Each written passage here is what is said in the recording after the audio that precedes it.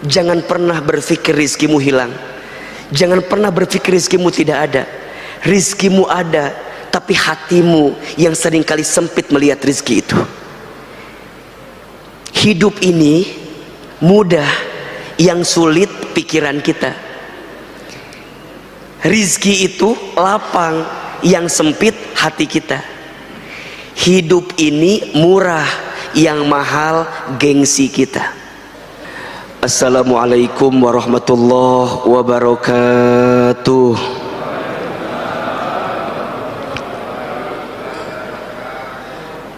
Subhanallahi wa bihamdihi, subhanallahil azim, adada khalqihi wa ridha nafsihi wa zinata arshihi wa midada kalimatihi. Ashhadu an la ilaha illallah wahdahu la syarikalah, wa ashhadu anna muhammadan abduhu wa rasuluh. Allahumma salli wa sallim ala rasulillahil karim, sayyidina wa syafi'ina wa maulana Muhammadin sallallahu alaihi wasallam, wa ala alihi wa ashabihi wa man tabi'ahum bi ihsanin ila yaumiddin.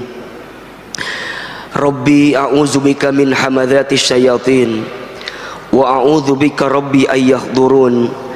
Subhanaka la ilma lana illa ma 'allamtana innaka antal alimul hakim. La haula wala quwwata illa billahil aliyyil azim. Shadaqallahul azim wa sadaqa rasuluhul karim, amma ba'du.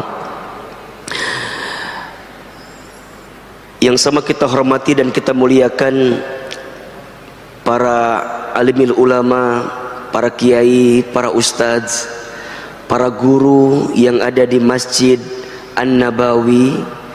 Mudah-mudahan semua senantiasa dalam rahmat dan berkah Allah Subhanahu wa ta'ala. Yang sama kita muliakan seluruh pengurus DKM Masjid An-Nabawi. Semoga Allah limpahkan karunia dan rahmat kepada masjid ini. Semoga masjid ini Allah jaga dalam kebaikan dan keberkahan. Hadirin jamaah, ayah, bunda, bapak, ibu, teman-teman sekalian yang dirahmati Allah. Pertama dan yang paling utama, kita bersyukur kepada Allah Subhanahu wa ta'ala yang pada kesempatan subuh Ahad ini kita semua diberikan kelembutan hati oleh Allah, keringanan langkah, dan kesempatan untuk bertemu, menunaikan sholat subuh berjamaah di masjid, kemudian melanjutkan dengan kajian subuh. Mudah-mudahan kita semua mendapatkan rahmat dan kasih sayang Allah Subhanahu wa ta'ala. Ada pesan yang begitu indah yang disampaikan oleh Nabi sallallahu alaihi wasallam berdasarkan hadis riwayat At-Tirmidzi untuk ayah, bunda, bapak, ibu yang menunaikan salat subuh berjamaah di masjid kemudian melanjutkan dengan taklim hingga datangnya waktu fajar. Apa kata Nabi? Barang siapa yang menunaikan sholat subuh di masjid, kemudian dia duduk di masjid dalam rangka zikrullah, mendekat kepada Allah, menguatkan ketaatannya kepada Allah. Dia sholat di masjid, kemudian dia duduk di situ. Sampai kapan? Sampai datangnya waktu syuruk, sampai terbit matahari. Setelah itu kemudian dia sholat 2 rakaat, maka di saat itu dia mendapatkan pahala seperti pahala haji dan umrah, taman, sempurna, Masya Allah. Maka di awal pertemuan ini saya menguatkan kebersamaan kita, menguatkan pertemuan kita. Mudah-mudahan niatkan dalam hati kita, kita sholat subuh sebagai bentuk kewajiban kita, kemudian kita taklim juga bagian dari fardhu bagi kita, kewajiban bagi kita. Mudah-mudahan nanti selepas dari sini kita tunaikan 2 rakaat sholat. Setelah itu semoga kita mendapatkan pahala haji dan umroh sempurna. Amin amin ya rabbal alamin. Bapak Ibu yang dirahmati Allah, senang hari ini saya diberikan kesempatan untuk bisa bersilaturahim kembali di Masjid An-Nabawi. Ini pertemuan yang kedua bagi saya. Pertemuan yang pertama waktu itu mengisi kajian mabit di akhir tahun 2021. Kemudian ini pertemuan saya yang kedua di Masjid An-Nabawi. Mudah-mudahan hadirin yang dirahmati Allah bisa menerima pertemuan ini sehingga kita bisa mendapatkan manfaat terbaik dari apa yang kita hadirkan saat ini. Mungkin ada di antara Bapak Ibu yang pernah melihat wajah saya. Ada yang pernah melihat di TikTok biasanya, atau di Instagram mungkin, atau mungkin di televisi. Perkenalkan, nama saya Hilman Fauzi. Saya tinggal di Sentul di Bogor. Cukup lumayan jaraknya menuju ke Masjid An-Nabawi. Tapi saya percaya semakin jauhnya jarak tempuh dakwah kita, maka semakin besar juga pahalanya. Betul apa betul? Semakin besarnya pengorbanan kita, maka semakin besar juga pahalanya. Betul? Karena apa kata Nabi? Inna idhomal jazai ma'a idhomil balai. Sesungguhnya besarnya pahala itu tergantung beratnya ujian. Sesungguhnya besarnya pahala itu tergantung besarnya pengorbanan. Mudah-mudahan pengorbanan ayah bunda, bapak ibu kumpul di tempat ini, kemudian kami juga dari Bogor datang ke sini, mudah-mudahan mendapatkan pahala terbaik dari Allah Subhanahu wa taala. Amin amin ya rabbal alamin. Baik, sebelumnya saya mohon izin kalau kajian kita mungkin tidak terlalu serius-serius banget, Pak. Saya kalau kajian agak lebih santai biasanya. Jadi mohon izin kalau nanti agak lebih santai, agak lebih ringan. Mudah-mudahan kita bisa mengambil kebaikan dari apa yang kita hadirkan pagi ini insyaallah. Baik, kalau yang mau lebih kenal silakan follow aja Instagram saya, Hilman Fauzi. Kalau mau lebih tahu profilnya silakan aja lihat di Google, profil Ustadz Hilman Fauzi. Mudah-mudahan membantulah untuk kita bisa lebih kenal, lebih mendalam insyaallah. Baik, hari ini kita akan bicara tentang apa? Ada yang tahu? Tentang apa? Tentang rezeki. Tentang apa? Rezeki. Oke. Judul besarnya agar tenang dalam urusan rezeki. Sebelum saya lanjutkan, kira-kira di antara Bapak Ibu yang hadir pagi ini ada yang sedang gelisah dengan urusan rezeki atau tidak? Ada? Coba jawab yang kencang. Ada yang sedang gelisah dengan urusan rezeki? Ada? Kalau ada, saya lanjutkan kajiannya. Kalau tidak ada, cukup sekian dan terima kasih. Karena untuk apa dibahas? Karena aman semua kalau begitu. Ahilman, kenapa tema ini diambil? Salah satu alasannya karena di tengah kondisi seperti ini banyak orang yang gelisah dengan urusan rezeki. Betul apa betul? Iya apa iya? Nah, apa yang terjadi? Mohon maaf, tidak sedikit di antara kita yang stres gara-gara urusan rezeki, frustasi gara-gara urusan rezeki. Ujungnya apa? Stres pikirannya, frustasi keadaannya, sehingga dia tidak bisa mengambil kebaikan dalam hidupnya. Yang lebih parah, mohon maaf, rezekinya digelisahkan, yang ujungnya tidak menjadikan hidup dia bahagia, bahkan naudzubillah membuat dia jauh dari Allah Subhanahu wa taala. Ada orang yang frustasi, ada orang yang stres karena urusan rezeki, ujungnya apa? Mohon maaf, tidak sedikit orang yang menyalahkan Allah, tidak sedikit orang yang keluar daripada agama Allah, tidak sedikit, mohon maaf, yang kemudian antipati untuk mendekatkan dirinya kepada Allah, yang pada akhirnya ini menjadi musibah yang sebenar-benarnya musibah. Jadi kalau ada di antara ayah bunda, bapak ibu yang bertanya, Ustadz Hilman, apa musibah yang sebenar-benarnya musibah? Musibah yang sebenar-benarnya musibah adalah saat kita ditimpa ujian, dengan ujian itu semakin menjauhkan kita dari Allah Subhanahu wa taala. Itulah musibah yang sebenarnya.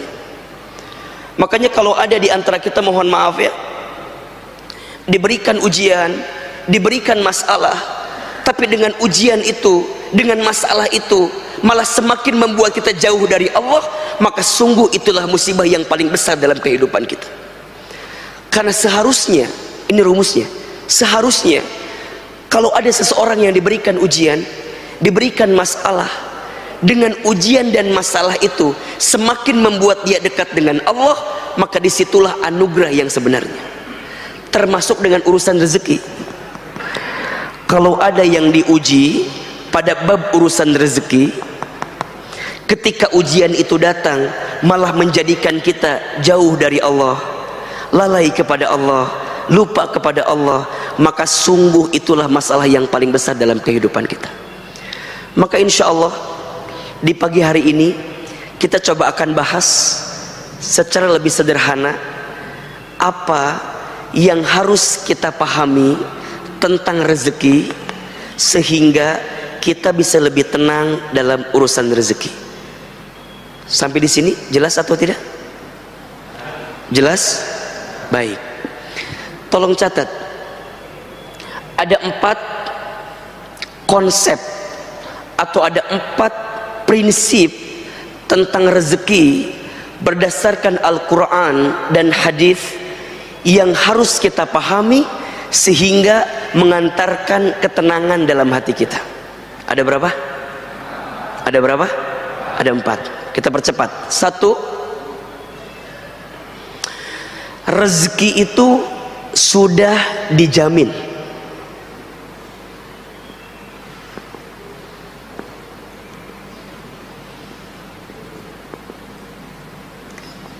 Oke, yang pertama apa? Ulangi, yang pertama apa? Rezeki sudah dijamin. Keterangannya ada di Quran surat Hud surat ke-11 ayat 6. Silakan dibuka. Surat apa? Surat Hud ayat 6. Silakan yang bawa mushaf Quran, silakan dibuka Al-Qur'annya. Yang ada aplikasi di handphonenya, yang ada Qur'annya, silakan dibuka. Surat apa tadi? Hud ayat berapa? Ayat 6. Rezeki sudah dijamin. A'udzubillahi minasyaitonirrajim. Bismillahirrahmanirrahim. Perhatikan dengan iman. Wa ma min dabbatin fil ardi illa 'alallahi rizquha wa ya'lamu mustaqarraha wa mustaudaha kullun fi kitabim mubin. Ada ayatnya atau tidak? Ada ayatnya? Ada. Ayo kita bedah sedikit demi sedikit. Di ayat itu Allah Subhanahu wa taala berfirman, "Wa ma min dabbatin fil ardi," dan tidak ada makhluk yang bernyawa, yang bergerak, yang hidup fil ardi, di muka bumi. Oke, ya, illa, kecuali 'alallahi rizquha, dijamin oleh Allah rizkinya. Jelas ayatnya?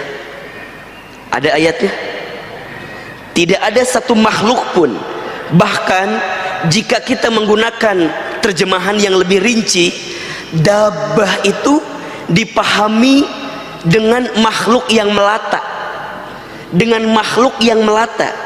Jadi Allah ingin gambarkan kepada kita, hei manusia, makhluk yang melata saja, kira-kira begitu, makhluk yang melata saja, yang mungkin terbatas pergerakannya, yang mungkin terbatas kemampuannya, yang mungkin terbatas segala organ tubuh dalam dirinya, apa kata Allah? Fil ardi, selama dia hidup di muka bumi, illa 'alallahi rizquha, dijamin oleh Allah rizkinya. Makhluk yang melata aja rizkinya ada, apalagi manusia. Ayo kita jelaskan, makhluk yang melata itu contohnya apa kira-kira? Apa? Buaya? Meni langsung buaya aja. Coba tuh yang agak-agak ringan dulu, jangan langsung buaya. Apalagi contohnya kira-kira? Apa? Cicak. Setuju ya? Oke. Ahilman mau tanya, cicak ada rizkinya atau tidak? Cicak ada rizkinya? Oke. Rizki cicak itu apa? Nyamuk. Kata siapa? Kata lagu kan ya? Oke. Cicak di mana kerjanya? Cicak di mana kerjanya? Di dinding. Apa pekerjaan cicak? Oke. Cicak, cicak di dinding, diam, diam merayap. Datang seekor nyamuk, terus hap, lalu ditangkap. Oke. Berdasarkan lagu itu, cicak di mana kerjanya? Di mana? Adakah yang menyebutkan cicak kerja di Menteng? Ada? Atau di Sudirman? Ada atau tidak? Tidak. Cicak di mana kerjanya? Di dinding. Apa job desk-nya? Bukan merayap, diam-diam merayap. Di sini ada yang diam-diam merayap. Yang mana orangnya diam-diam merayap ini? Oke. Sekarang saya mau tanya, tolong jawab ya. Rezeki cicak itu yang nyamperin nyamuk ke cicak atau cicak ke nyamuk? Ayo jawab, yang nyamperin nyamuk ke cicak atau cicak ke nyamuk? Oke, yang jawab nyamuk ke cicak angkat tangan. Oke, turun. Yang jawab cicak ke nyamuk angkat tangan. Ini yang tidak angkat tangan masalahnya apa? Hai Besti,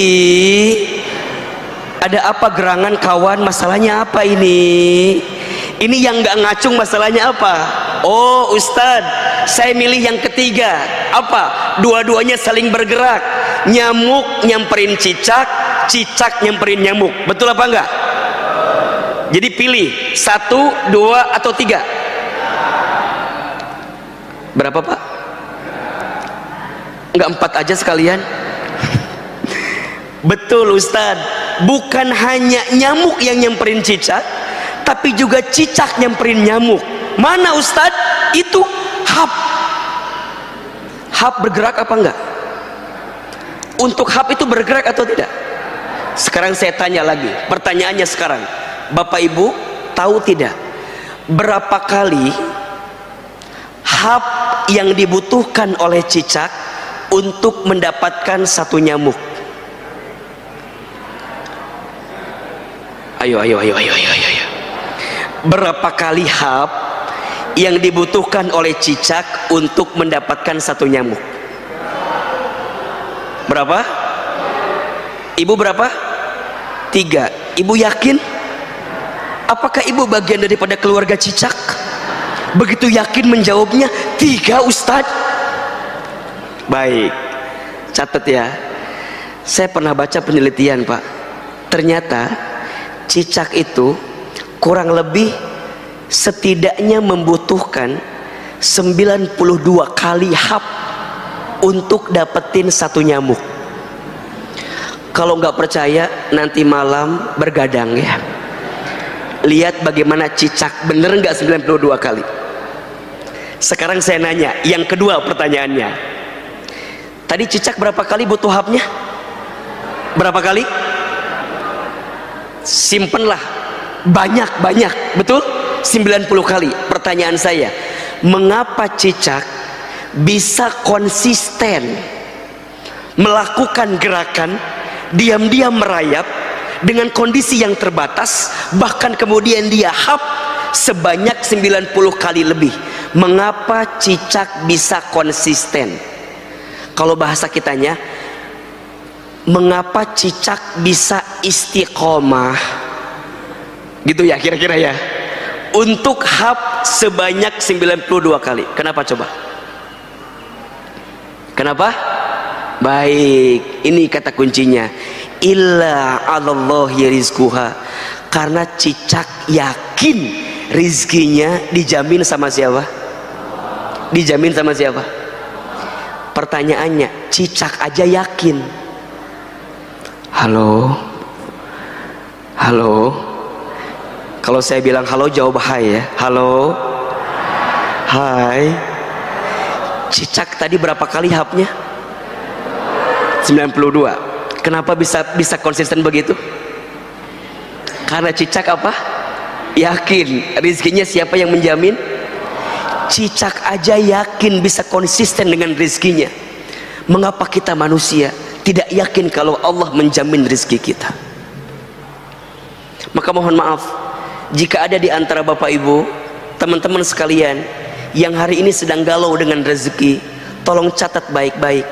Rezeki sudah tertakar, tak mungkin tertukar. Rezeki sudah tercatat, tak mungkin tersesat. Rezeki sudah dijamin, tak mungkin diambil orang lain. Catat status hari Senin itu.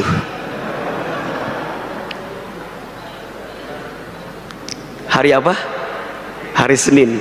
Rezeki sudah tertakar, tak mungkin tertukar.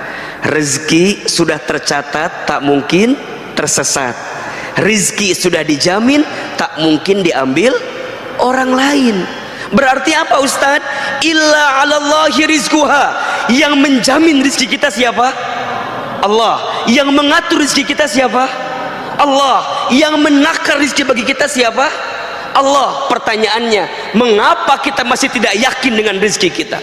Berarti apa Ustaz?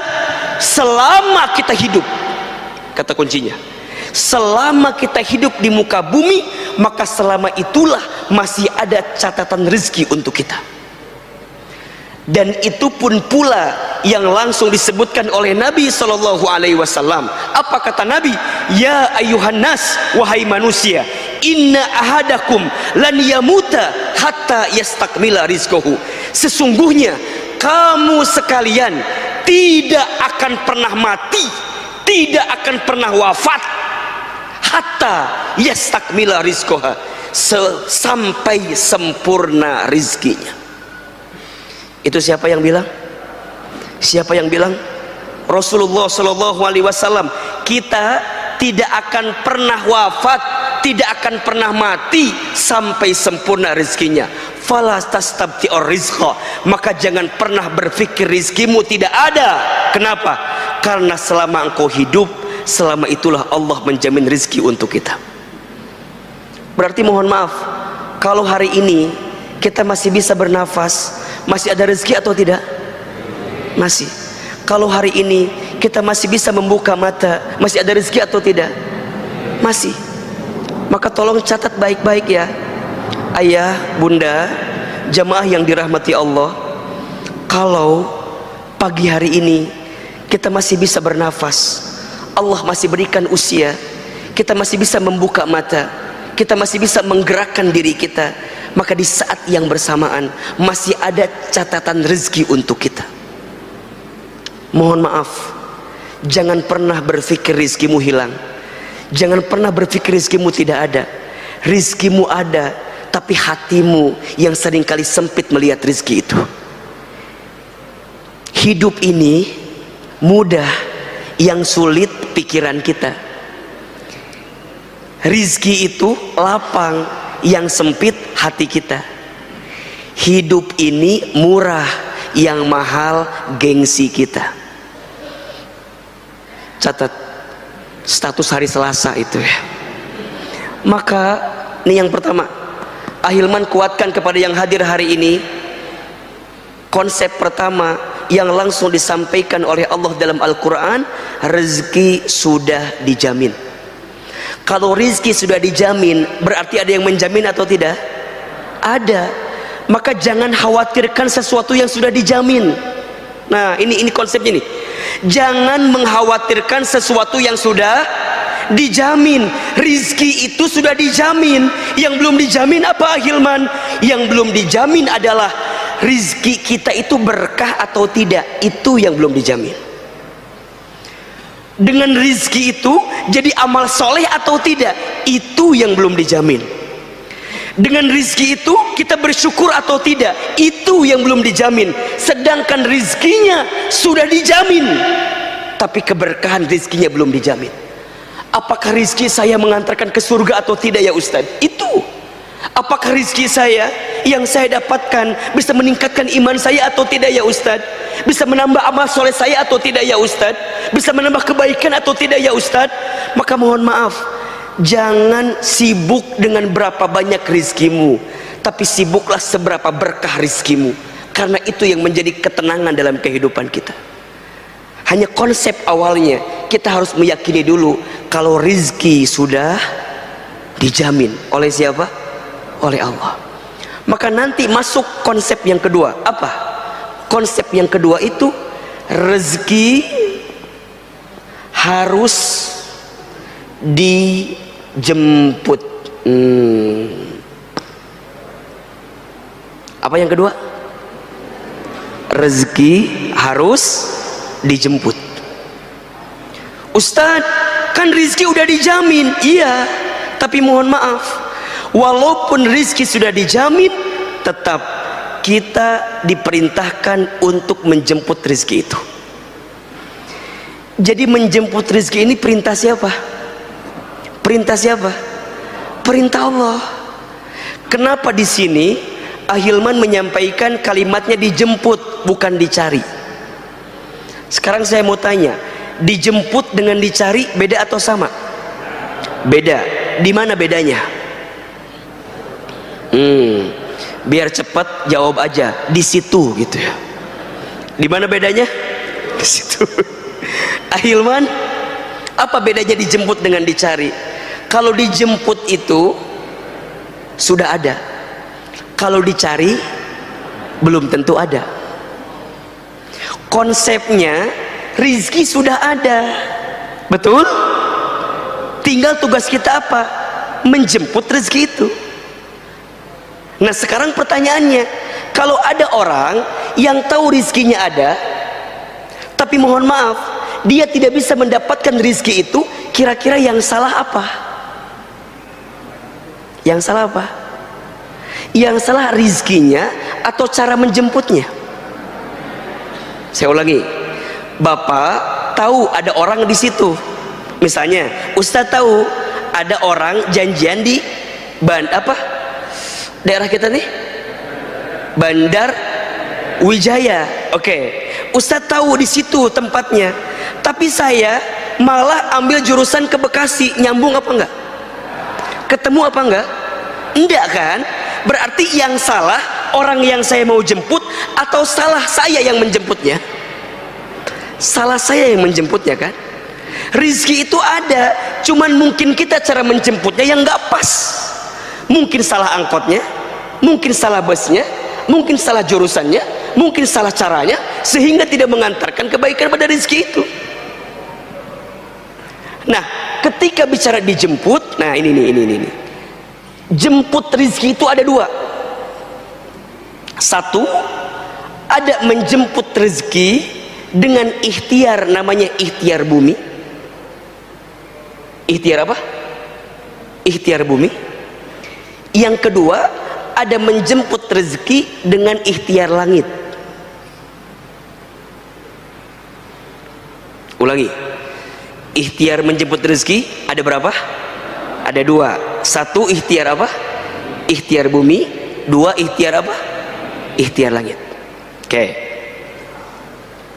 Berarti sekarang saya tanya begini, bekerja itu harus atau tidak? Tolong jawab. Bekerja itu harus atau tidak? Wajib atau tidak? Usaha itu wajib atau tidak? Wajib. Kalau ada yang berdagang kemudian itu usahanya, jadi wajib atau tidak?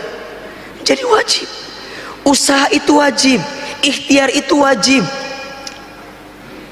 kita bekerja itu wajib. Karena itu perintah dari siapa? Perintah dari Allah. Maka mohon maaf kalau ada yang bilang gini, Ustadz, kenapa kita harus bekerja? Kan rezeki udah dijamin. Kan kadang-kadang ada yang nanya begitu. Ya, iya apa enggak? Ada yang nanya, Ustadz, kan rezeki udah dijamin katanya, terus ngapain kita kerja? Gitu kan? Sekarang apa jawabannya? Halo? Halo? Halo? Katanya rizki sudah dijamin, terus ngapain kita bekerja? Apa jawabannya? Karena apa? Ya sudah, saya kasih waktu 1 hari 24 jam ya untuk merenungkan jawabannya. Kan tadi sudah saya sampaikan, kenapa kita bekerja? Karena ini perintah dari siapa? Allah. Kita itu ikhtiar bukan semata-mata untuk rezeki, bukan. Bukan semata-mata untuk dapat rezeki, bukan. Kalau bekerja untuk rezeki, kalau kita nggak dapat, kita nyalain pekerjaannya nanti. Kalau kita dapat, kita menuhankan pekerjaan. Ini bahayanya. Jadi kalau kita mikirnya bekerja itu menentukan rezeki kita, khawatirnya nanti kita menuhankan pekerjaan kita. Sampai keluar kalimat, Ustadz, kalau saya nggak kerja nanti makan apa? Ya enggak. Kalau saya nggak kerja nanti hidup saya gimana? Pertanyaan saya, itu kalimatnya benar apa salah? Benar apa salah? Salah. Bekerja itu bukan semata-mata untuk mendapatkan rezeki, tapi bekerja itu adalah kewajiban kita kepada Allah yang Allah perintahkan kepada kita. Makanya mohon maaf Bapak Ibu, di dalam Islam bekerja itu adalah aktivitas yang sangat mulia. Disebutkan kata Nabi, barang siapa yang keluar dari rumahnya untuk mencari nafkah bagi keluarganya, maka dia sedang berada dalam jihad fi sabilillah. Masya Allah. Jadi kalau ada seorang ayah, seorang suami yang bekerja, berdagang, berusaha untuk mencari nafkah bagi keluarganya, maka dia sedang berada di jalan fisabilillah. Makanya mohon maaf, memahami jihad fisabilillah itu bukan hanya berperang, bukan hanya artinya ada orang yang menyerang kita kemudian kita berperang, bukan hanya itu. Tapi memahami jihad fisabilillah dengan cara apa? Bagaimana kita bersungguh-sungguh untuk mendapatkan kebaikan dalam hidup kita. Seorang murid yang belajar dengan sungguh-sungguh untuk menghilangkan kebodohan, dia sedang apa? Jihad fisabilillah. Seorang ayah, seorang suami yang dia bekerja untuk mengangkat derajat keluarganya, memberikan nafkah bagi keluarganya, itu ibadah atau bukan? Ibadah. Itu jihad atau bukan? Itu jihad. Ada orang tua yang banting tulang mengurus anaknya, kemudian dia lelah, dia capek, dia peras keringat, banting tulang, kaki di kepala, kepala di kaki, untuk memberikan yang terbaik bagi anaknya. Itu jihad atau bukan? Itu jihad.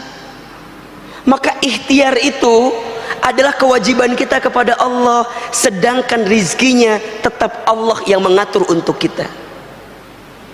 Maka ikhtiar itu kewajiban. Di mana keterangannya Ustadz? Dibuka Quran surat Al-Mulk ayat 15. Surat apa? Surat apa? Al-Mulk ayat 15. Coba dibuka. Apa kata Allah di dalam ayat itu? A'udzubillahi minasyaitonirrajim. Bismillahirrahmanirrahim. Huwallazi ja'ala lakumul arda dalulan famshu fi manakibiha wa kulu min rizqih wa ilaihin nusur. Perhatikan kalimatnya. Huwallazi, dialah Allah, ja'ala lakumul arda, yang menjadikan bumi ini zalulan, luas dan mudah untuk kamu jelajahi. Apa perintahnya? Famshu fi manakibiha, maka berjalanlah di muka bumi. Ada atau tidak? Ada. Kalau bahasa lainnya, maka ikhtiarlah, maka berusahalah, maka bekerjalah. Kemudian apa? Wakulu min rizki, dan makanlah sebagian yang Allah rizkikan kepada kamu sekalian. Perhatikan ayat ini. Berarti bekerja itu kewajiban atau bukan? Berusaha itu kewajiban atau bukan? Berikhtiar itu kewajiban atau bukan? Kewajiban. Maka mohon maaf, Islam bukan agama yang mengajarkan bermalas-malasan. Islam bukan agama yang mengajarkan kita untuk tidak berikhtiar dalam penuh kebaikan. Justru Islam adalah agama yang sangat mengajurkan umatnya untuk apa? Untuk bekerja dengan baik, untuk bekerja dengan profesional, untuk bekerja dengan disiplin, untuk bekerja dengan baik. Kenapa? Karena ini bagian daripada ikhtiar kita menjemput rezeki. Makanya mohon maaf ya, Ahilman mah paling kesel sama orang yang bikin status akan indah pada waktunya. Kerja nggak mau, bisnis nggak mau, silaturahmi nggak mau, datang ke pertemuan-pertemuan bisnis nggak mau, suruh dagang nggak mau, malam tidur, pagi-pagi bikin status. Apa tulisannya? Apa tulisannya? Akan indah pada waktunya. Asa teu nyambung eta teh. Akan indah pada waktunya itu hanya berlaku bagi mereka yang mau menjemputnya, yang mau berikhtiarnya. Maka ingat, bekerja itu ikhtiar apa tadi? Ikhtiar apa? Ikhtiar bumi. Tapi mohon maaf, jangan terlalu mengandalkan ikhtiar bumi. Kalau kita mengandalkan ikhtiar bumi, berarti kita hanya terlalu pede dengan kemampuan kita. Maka nanti ada ikhtiar langit, apa? Ketakwaan. Gitu. Karena kita yakin yang menjamin rizki adalah Allah Subhanahu wa ta'ala. Betul? Maka saat kita menginginkan rizki dari Allah itu, jemputlah rizki tadi dengan cara yang Allah inginkan kepada kita. Apa? Ketakwaan. Wa may yattaqillaha yaj'al lahu makhraja wa yarzuqhu min haitsu la yahtasib. Barang siapa yang bertakwa kepada Allah, niscaya Allah akan tunjukkan jalan keluar dari setiap masalah yang sedang dihadapi. Wa yarzuqhu min haitsu la yahtasib, dan Allah akan memberikan rizki dari jalan yang tidak disangka-sangka. Jelas sampai di sini? Jelas? Jadi kalau ayah bunda, bapak ibu, teman-teman sekalian ingin meningkatkan rizki dalam hidupnya, simple, tingkatkan ketakwaannya. Ini rumus bukan kata Ahilman, langsung Allah sebutkan dalam Al-Quran. Ustadz, apa itu takwa? Takwa itu artinya ketundukan, kepatuhan kita kepada Allah dengan cara apa? Mengerjakan semua perintah Allah dan meninggalkan semua larangan Allah itu.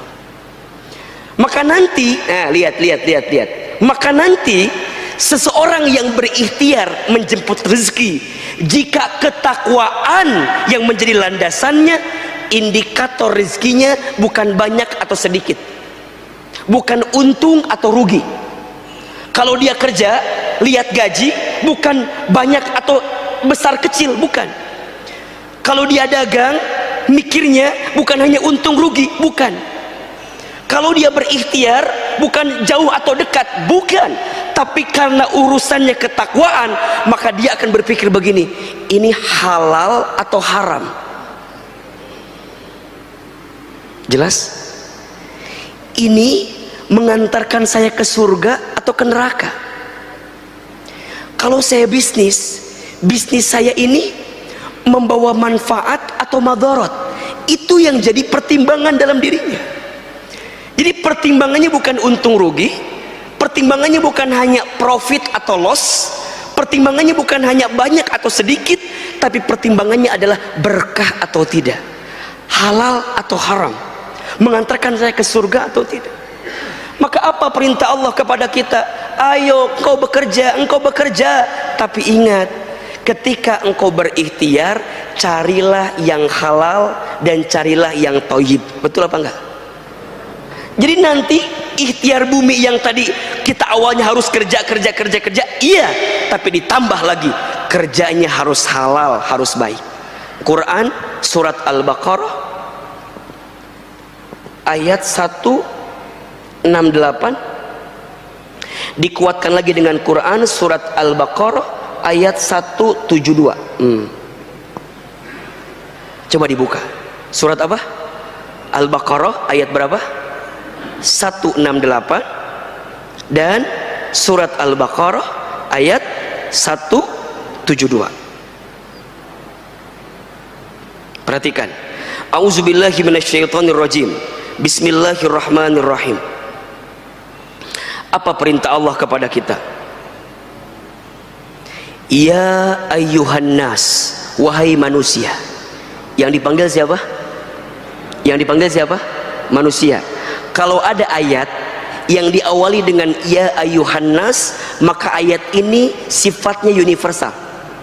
Berarti bukan hanya kepada orang yang beriman saja, bukan hanya kepada orang muslim saja, tapi kepada semuanya. Hei manusia, termasuk berlaku untuk mereka yang non muslim. Apa? Kulu, carilah. Kulu, makanlah. Kulu, dapatkanlah. Kulu, ikhtiarlah. Mimma fil ardi, dari apa-apa yang ada di muka bumi. Apa perintahnya? Halalan thayyiba. Carilah yang halal, carilah yang baik. Kalau bahasa gampang kita gini, carilah yang halal, carilah yang baik. Kalau dapetin rizki, kalau mau selamat, dapetinlah yang halal, dapat yang baik. Kalau jadi pejabat, jangan korupsi. Karena kalau korupsi pasti nggak baik. Betul? Coba saya mau tanya, harta yang korupsi itu banyak atau sedikit? Banyak atau sedikit? Banyak. Tapi berkah atau tidak? Tenang atau tidak? Tidak. Nyuri dapat nggak? Dapat. Tapi nggak halal, nggak akan mendapatkan ketenangan. Maka ujungnya apa? Perhatikan, kalau kamu mencari rizki yang tidak halal dan tidak baik, apa yang terjadi? Wala tattabi'u khutuwatis syaitan.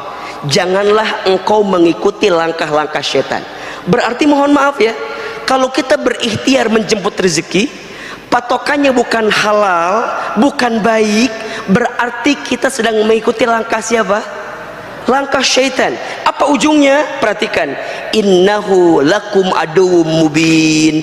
Rizki tadi, harta tadi yang kamu dapatkan itu tidak akan pernah menjadi kebaikan untuk kamu, kecuali jadi apa? Aduwwum mubin, jadi musuh yang nyata bagi kamu. Sekarang saya mau tanya begini, Bapak Ibu, ada nggak satu kondisi, mohon maaf, hartanya banyak tapi hatinya gelisah? Ada atau tidak? Ada? Gajinya besar tapi hatinya gelisah, ada atau tidak? Banyak. Hartanya berlimpah tapi tidak mengantarkan ketaatan dia kepada Allah, banyak atau tidak? Kalau ada yang semisal itu, tolong catat baik-baik, evaluasi. Mungkin harta kita tidak berkah.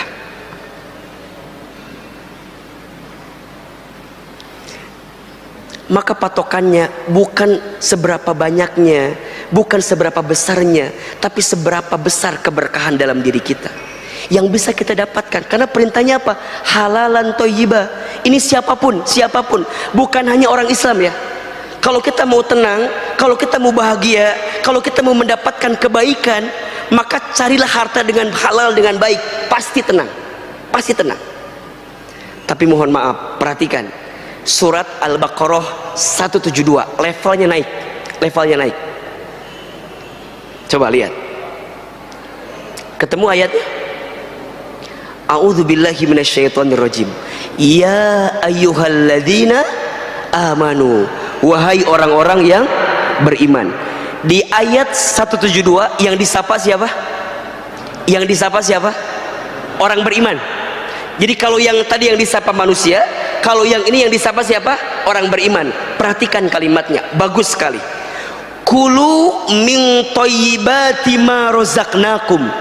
Wahai orang yang beriman, carilah, makanlah dengan apa-apa yang Allah berikan kepada kamu, min thayyibati, dari yang baik-baik saja. Menariknya, di ayat 168 ada kalimat halal, di ayat 172 halalnya dihilangkan, langsung masuk kalimat thayyib. Di ayat sebelumnya kalimat thayyibnya bentuknya mufrad, bentuknya tunggal. Di ayat 172 bentuknya jamak, thayyibat. Betul? Pertanyaannya, mengapa di ayat 172 kalimat halalnya dihilangkan?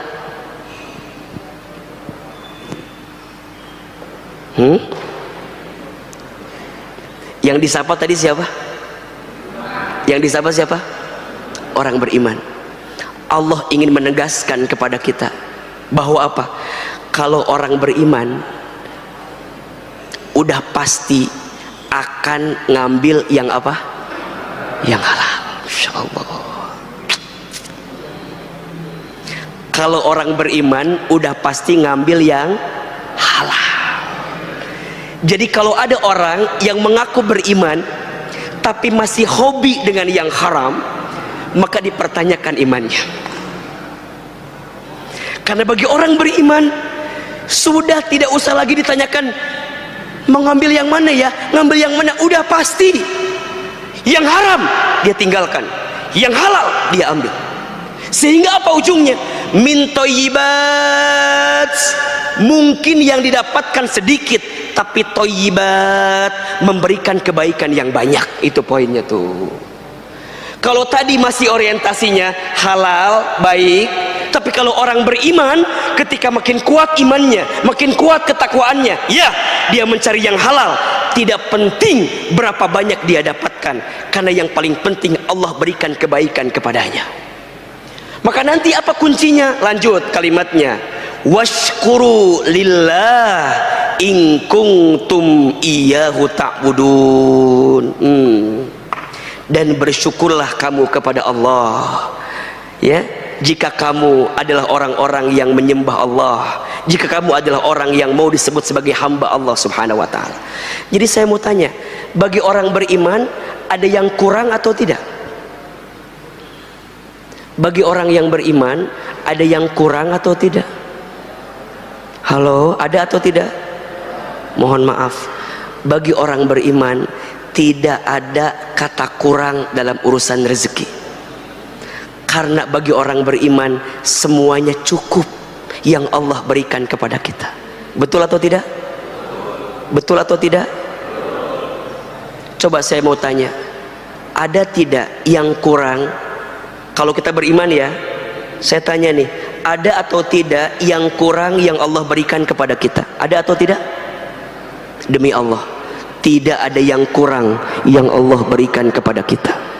Tidak ada yang kurang. Yang kurang siapa Ustadz? Yang kurang bukan Allah, yang kurang bukan pemberian Allah, tapi yang kurang kita saja. Ustadz, kita kurang apa? Mohon maaf, kita ini dikasih nikmat kurang syukur, dikasih ujian kurang sabar, ketika beramal kurang ikhlas, ketika ada takdir kurang ridho.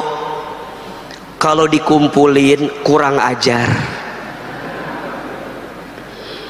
Betul apa betul? Dikasih nikmat kurang apa? Jawab, kurang apa? Kurang syukur. Dikasih ujian kurang apa? Kurang sabar. Ketika beramal kurang apa? Kurang ikhlas. Ketika ada takdir kurang apa? Kurang ridho. Kalau dikumpulin kurang apa? Ulangi lagi, dikasih nikmat kurang apa? Kurang syukur. Dikasih ujian kurang apa? Kurang sabar. Ketika beramal kurang apa? Kurang ikhlas. Ketika ada takdir kurang apa? Kurang ridho. Kalau dikumpulin kurang apa? Siapa itu? Ada orangnya di sini, ada. Yang mana orangnya? Jawab atuh. Saya. Siapa orangnya? Siapa orangnya? Tidak ada yang kurang.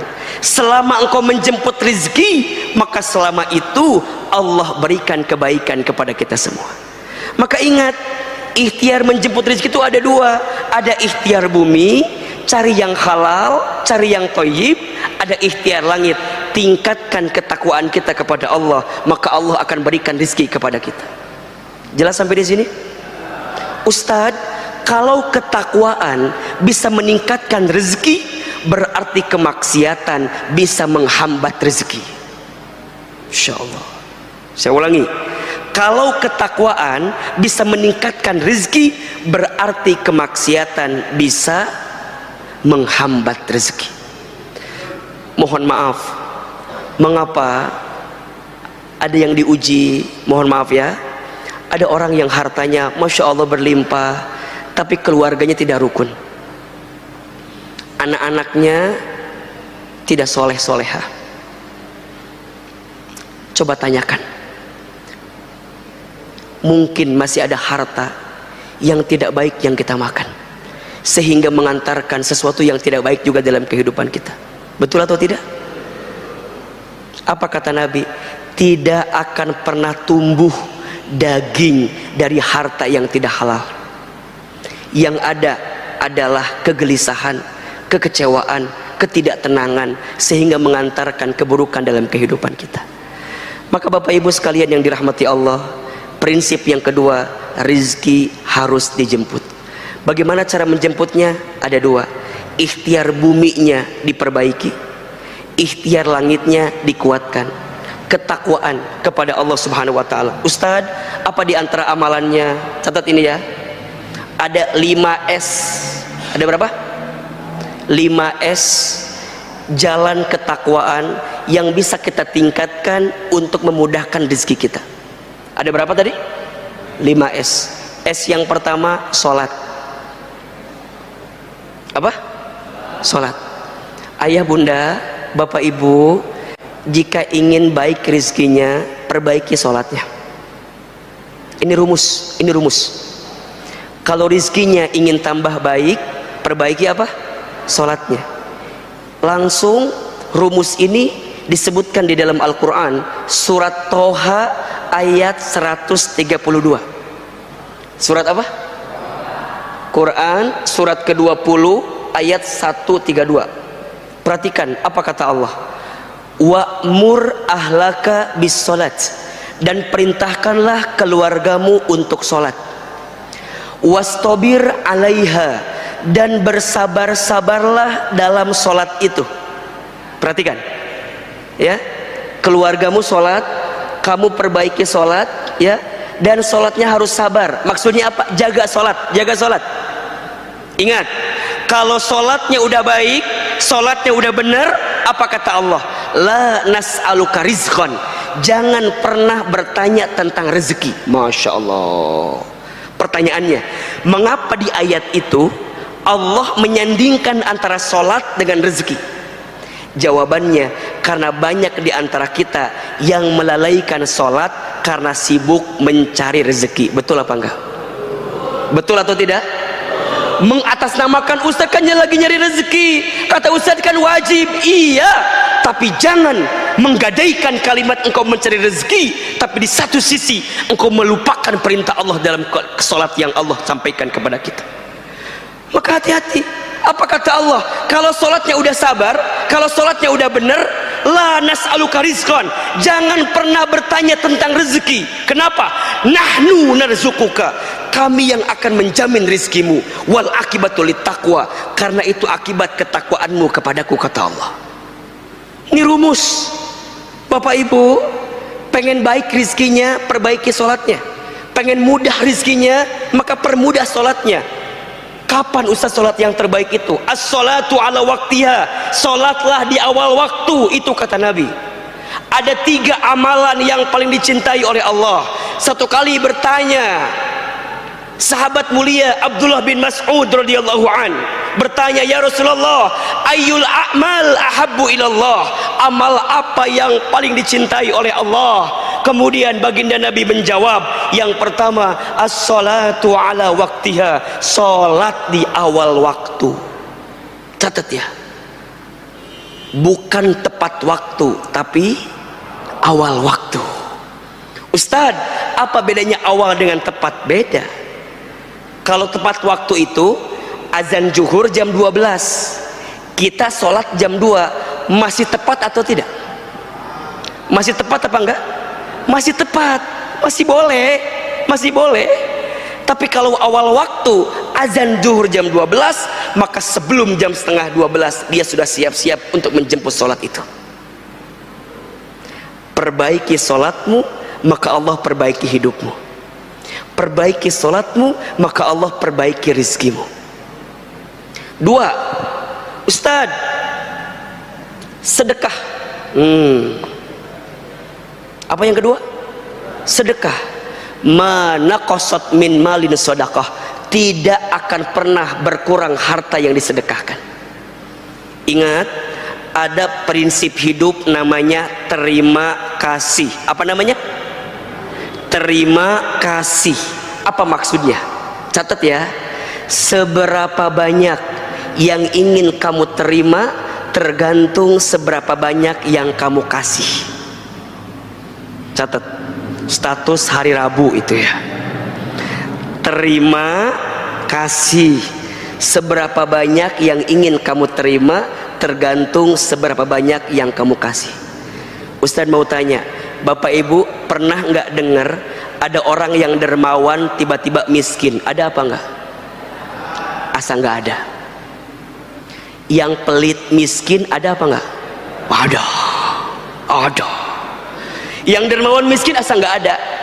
Tapi kalau yang Ustaz dia mah pelit, nah sekarang miskin, itu ada. Maka percayalah, setiap sodakoh yang kita berikan, maka di saat itu Allah akan lipat gandakan kebaikan untuk kita. Sodakoh menghapuskan dosa, sodakoh menghilangkan, mencegah bala, sodakoh mengangkat kemuliaan, sodakoh memudahkan urusan, dan sodakoh melancarkan setiap permintaan kita.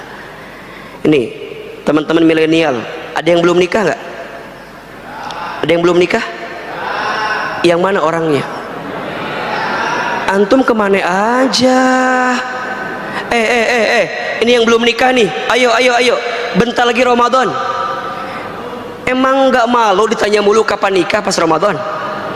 Ayo, nggak enak sama yang lain, berakit-rakit ke hulu, berenang-renang ke tepian. Yang lain sudah pada ke penghulu, kok kamu masih buka sahur sendirian? Nah, ayo. Nih, yang lebih pusing urusan jodoh, ayo jemput dengan cara apa? Sedekah. Naikin lagi levelnya. Ustadz, S yang ketiga apa? Silaturahmi. Apa? Silaturahmi. Jangan diem baik apa? Kata orang tua dulu, banyak teman, banyak rezeki, betul nggak? Banyak relasi, banyak rezeki, betul? Ternyata orang tua kita bilang bukan dari dia, tapi langsung dari Nabi SAW. Apa kata Nabi? Man ahabba an yubsatalahu fi rizkihi wa yunsa'alahu fi atharihi falyasil rahimahu. Barang siapa yang mau dilapangkan rezekinya, dipanjangkan umurnya, maka sambungkan silaturahmi. Insyaallah. Yang keempat, saum, puasa. Puasa menahan al-imsak, menahan dirimu untuk tidak melakukan sesuatu yang buruk, betul? Maka perbanyak puasa, Allah mudahkan rezeki bagi kita. Dan yang terakhir, ini levelnya nih, ya, S-nya adalah selamat santun dalam bersikap. Maksudnya apa Ustadz?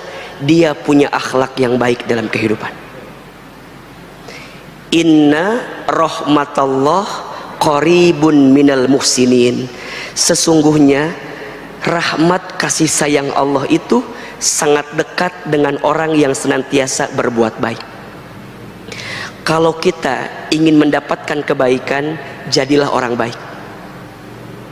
Khususnya, catat ya, khususnya kalau kita masih punya orang tua, muliakan orang tua kita.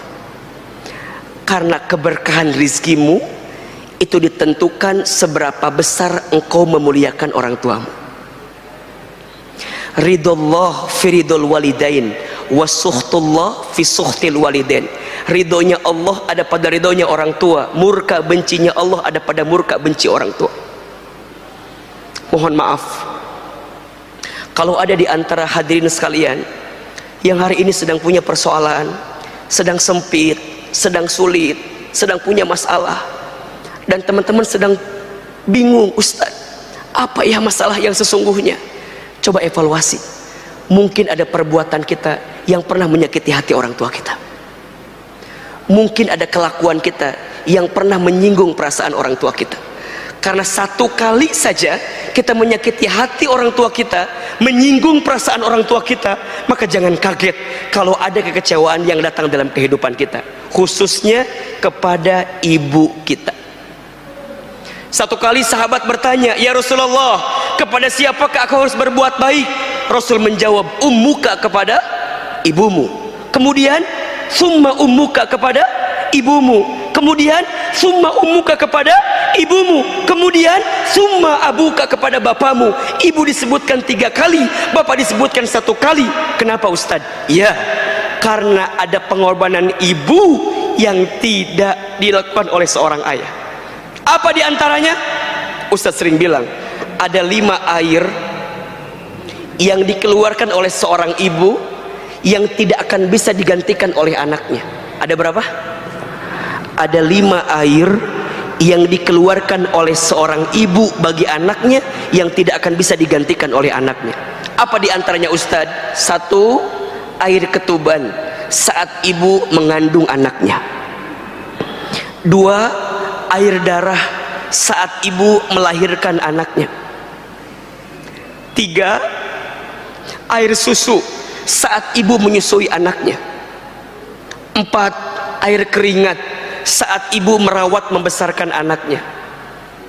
5, air mata saat ibu menangis mendoakan anaknya. Mohon maaf bos, mohon maaf bapak ibu, boleh jadi hari ini kita sukses, hari ini kita hebat, bukan karena hebatnya kita, tapi karena hebatnya doa orang tua kita, karena hebatnya doa ibu kita.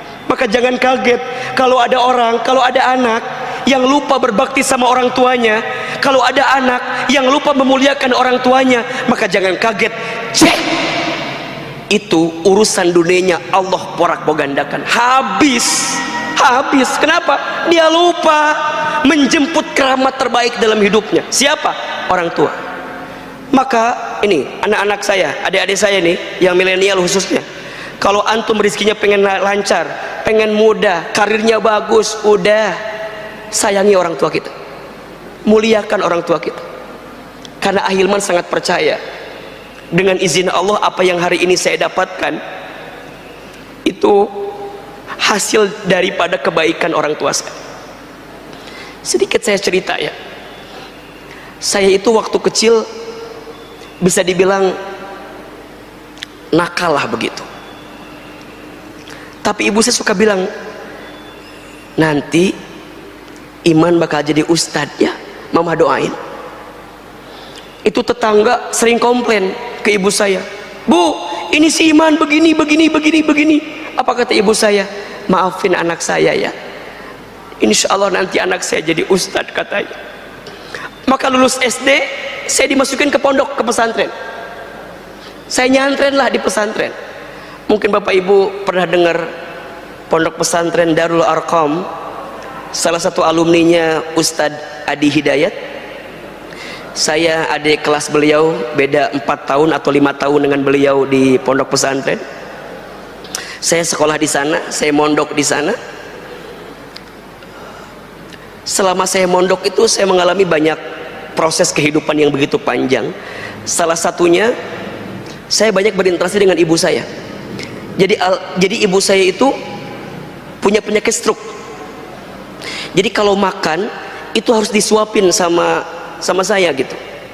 Jadi kalau saya lagi libur dari pesantren, kemudian saya pulang ke rumah, saya nyuapin ibu saya. Dan ketika nyuapin itu, kalau lagi sarapan pagi-pagi, ibu saya itu suka nonton ceramah ustadz-ustadz di TV gitu. Apa kata ibu saya? Iman, nanti mamah bakal nonton Iman ceramah di TV ya, kayak ustadz itu. Terus saya bilang, nggak mungkin mah, kita orang desa, orang kampung, saya asli orang Garut, kayaknya nggak mungkin mah. Apa kata ibu saya? Jangan begitu nak, ulah gitu jang, kalau bahasa Sundanya gitu. Jangan begitu nak, aminkan saja. Amin, amin. Maka setelah itu saya, kalau ibu saya bilang apa, amin aja, amin, amin. Ada iklan pakai bahasa Inggris. Kata ibu saya, nanti Iman bakal sekolah pakai bahasa Inggris. Mungkin ke luar negeri, mungkin maksudnya. Amin. Ibu saya pernah dapat sejadah gambarnya Ka'bah dari orang yang pulang dari haji umroh. Saya perhatikan ibu saya kalau setelah sholat suka baca talbiyah, labbaik Allahumma labbaik. Saya tanya, Mama kenapa kalau setelah sholat suka baca talbiyah? Kata mama saya, Iman, Mama tuh ingin sekali berangkat ke Baitullah. Terus saya bilang, kenapa nggak berangkat? Dari mana uangnya? Katanya. Dipegang pipi saya, diusapin. Kalau Mama nggak sempat berangkat ke Baitullah, Mama doain ya, Iman bisa bolak-balik ke Baitullah. Amin, amin. Hadirin yang dirahmati Allah, dengan izin Allah, apa yang pernah ibu saya ucapkan dulu, saat ini kejadian semua.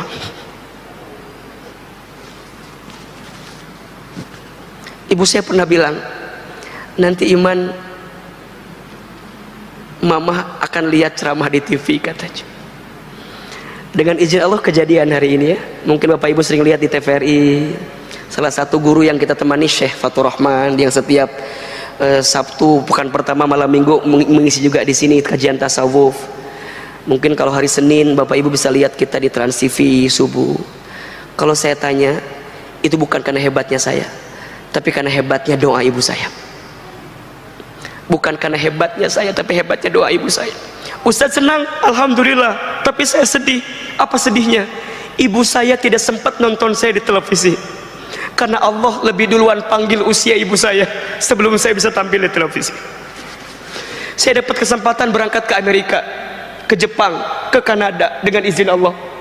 Tapi ibu saya tidak pernah tahu kalau anaknya pernah berangkat ke sana, pernah safari dakwah di sana, pernah belajar di sana. Karena ibu saya telah dipanggil usianya oleh Allah lebih duluan sebelum saya bisa berangkat ke sana. Saya bisa berangkat haji umroh dengan izin Allah kapanpun, karena kita pembimbing haji dan umroh. Tapi saya sedih, saya belum sempat bisa menggenggam tangan orang tua saya untuk bisa berangkat ke Baitullah. Tapi percayalah, kalau hari ini rizkimu ingin seperti raja, maka jadikanlah orang tuamu seperti raja. Jika ingin rizkimu mulia, maka muliakanlah orang tuamu, karena saat engkau memuliakan orang tuamu, maka Allah akan muliakan kehidupanmu. Maka jadilah orang baik, jadilah orang baik, jadilah anak yang soleh, jadilah orang yang senantiasa menghadirkan kebaikan, kebaikan, kebaikan. Karena setiap kebaikan akan mengantarkan kebaikan. Hal jazaul ihsan illal ihsan. Tidak ada satu kebaikan pun kecuali balasannya adalah kebaikan. Maka Bapak Ibu sekalian, konsep yang kedua, rizki harus dijemput. Bagaimana cara menjemputnya? Ada dua, ikhtiar bumi, ikhtiar langit. Apa ikhtiar langitnya? Tingkatkan ketakwaan. Apa jenis ketakwaannya? Minimal 5 tadi: sholat, sedekah, silaturahim, saum, dan jadilah pribadi yang soleh. Khususnya jika ada seorang anak, jadilah anak yang soleh di hadapan orang tua kita. Masih ada 2 poin lagi, insya Allah kita akan bahas di episode yang akan datang. Semoga masih ada kesempatan untuk bisa mengisi lagi di An-Nabawi. Boleh atau tidak? Masih terbuka? Masih boleh? Baik, mudah-mudahan bermanfaat ya.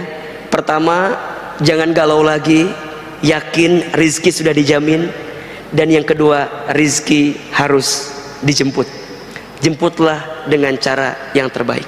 Mudah-mudahan bermanfaat, dan mohon izin tidak ada tanya jawab karena Ahilman mau langsung berangkat ke acara selanjutnya. Semoga Allah berikan kebaikan untuk kita semua. Terakhir, mari kita angkat kedua telapak tangan kita, kita lembutkan hati, kita berdoa kepada Allah Subhanahu wa taala. Semoga Allah memberkahi dan merahmati pertemuan kita saat ini. Istighfar 3 kali. Astaghfirullahaladzim, astaghfirullahaladzim, astaghfirullahaladzim. Angkat kedua telapak tangan kita, tundukkan kepala kita, tutup kedua mata kita. Aminkan dalam hati masing-masing. A'udzubillahi minasyaitonirrajim. Bismillahirrahmanirrahim. Alhamdulillahirabbil alamin. Hamdan syakirin, hamdan naimin, hamdan yuwafi ni'amahu wa yukafi mazidah. Allahumma salli ala sayyidina Muhammadin wa ala alihi wa ashabihi ajmain. Allahumma la tada' lana dhanban illa ghafartah, wa la hamman illa farajtah, wa la maridun illa syafaitah, wa la aiban illa satartah, wa la dainan illa qadaitah, wa la hajatan min hawaijid dunya wal akhirah illa qadaitah wa yasartah. Ya Allah, ya Tuhan kami, tidak ada yang hadir di antara kami pagi ini kecuali kami yang banyak dosa. Engkau ampuni dosa-dosa kami ya Allah. Kami yang banyak salah, Engkau ampuni kesalahan kami ya Allah. Kami yang sering berbuat maksiat, Engkau hapuskan maksiat kami ya Allah.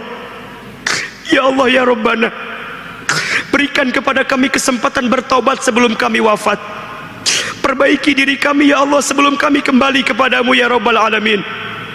Ya Allah, ya Rabbana, ampuni setiap anggota tubuh kami jika pernah berbuat kesalahan di hadapan. Begitupun dengan sikap kami. Ampuni ya Allah jika ada di antara kami yang pernah durhaka kepada orang tuanya. Ampuni kami ya Allah jika di antara kami ada yang pernah menyakiti hati orang tuanya. Ampuni kami ya Allah jika di antara kami ada yang pernah menyinggung perasaan orang tuanya.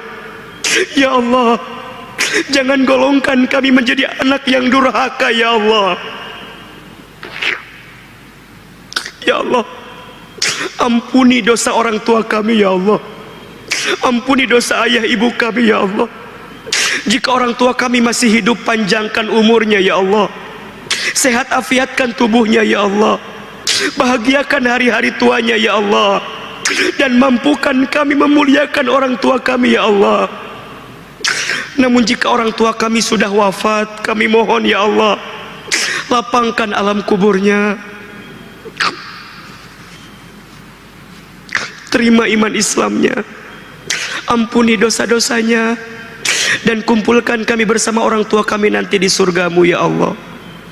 Ya Allah, ya Rabbana, kami yang sedang gelisah hatinya, Engkau tenangkan ya Allah. Kami yang sedang punya masalah, Engkau angkat masalah kami ya Allah. Tunjukkan jalan keluar terbaik atas setiap masalah kami ya Allah. Kami yang sedang susah, Engkau mudahkan ya Allah. Kami yang sedang sempit, Engkau lapangkan ya Allah. Kami yang sedang sakit, Engkau sembuhkan ya Allah. Kami yang sedang punya hajat, Engkau kabulkan hajat-hajat kami ya Allah. Hasbunallah wa ni'mal wakil, ni'mal maula wa ni'man nasir. Ya Allah, karuniakan kepada kami ilmu yang bermanfaat.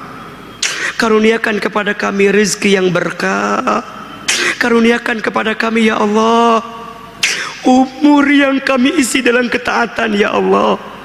Allahumma inna nas'aluka ilman nafi'an wa rizqan wasi'an halalan thayyiban wa amalan mutaqabbala. Allahumma kfina bihalalika an haramika wa aghnina bifadlika amman siwaka. Ya Allah, cukupkan kami dengan yang halal dan jauhkan kami daripada yang haram. Ya Allah, kayakan kami dengan karunia-Mu daripada kami bergantung kepada selain-Mu. Allahumma a'inna ala zikrika wa syukrika wa husni ibadatika. Ya Allah, tolong kami agar kami senantiasa berzikir kepadamu, bersyukur kepadamu, dan memperbaiki ibadah kami kepadamu. Rabbana zalamna anfusana wa illam taghfir lana wa tarhamna lanakunanna minal khasirin. Rabbana ighfir lana wa liwalidina warhamhum kama rabbawna shighara. Rabbana taqabbal minna innaka antas samiul alim. Assalamualaikum warahmatullahi wabarakatuh. Sahabat Raudhah TV dimanapun Anda berada. Setelah kita mendengarkan kajian Ustadz Hilman Fauzi yang penuh hikmah dari awal hingga akhir, kita dapat mengambil sebuah pelajaran paling mendasar yang menentukan kualitas hidup, kebahagiaan, dan kelapangan rezeki kita. Kita telah diajak untuk merenungi hakikat bahwa rezeki mengalir dari jiwa yang penuh syukur. Wahai hati yang rindu pada ketenangan, marilah kita hentikan segala kegelisahan. Rezeki kita jauh sebelum kita dilahirkan telah tertulis dan dijamin oleh Sang Pencipta. Kita tidak akan pernah kembali kepadanya sebelum seluruh hak rezeki kita terpenuhi. Rasulullah SAW bersabda, "Sesungguhnya kamu sekalian tidak akan pernah mati, wafat sampai sempurna rezekinya itu." Oleh karena itu, fokus kita harus bergeser dari mengkhawatirkan jumlah menjadi memastikan keberkahan rezeki. Sebab harta yang sedikit namun berkah jauh lebih menenangkan dan melapangkan jiwa daripada kekayaan yang melalaikan. Lalu, bagaimana cara menjemput rezeki itu agar ia datang mengalir deras? Ustadz Hilman mengingatkan, rezeki harus dijemput dengan dua sayap, yaitu ikhtiar bumi yang halal dan ikhtiar langit yang penuh ketakwaan. Takwa adalah magnet rezeki. Perbaiki hubungan kita dengan Allah melalui amalan-amalan utama, seperti menjaga sholat di awal waktu, meluaskan sedekah, dan menyambung silaturahmi yang merupakan sebab diluaskannya rezeki. Akhlak kepada orang tua adalah keramat utama. Kunci pembuka rezeki yang paling ajaib adalah berbakti dan memuliakan orang tua. Ingatlah, sukses sejati seorang anak adalah ketika ia menjadikan orang tuanya, terutama ibu, bahagia dan ridho. Karena keridhaan Allah ada pada keridhaan orang tua, dan murka Allah ada pada murka orang tua. Maka jika kita mendambakan kemuliaan dan kelapangan rezeki bagi raja, perlakukanlah orang tua kita selayaknya raja. Jadikanlah keberkahan hidup mereka sebagai prioritas tertinggi. Semoga kita semua digolongkan menjadi hamba yang beriman, yang yakin bahwa segala yang Allah takdirkan adalah yang terbaik, sehingga kita mampu menapaki kehidupan ini dengan jiwa yang lapang, dipenuhi syukur, dan rezeki yang terus mengalir berkah. Wassalamualaikum warahmatullahi wabarakatuh.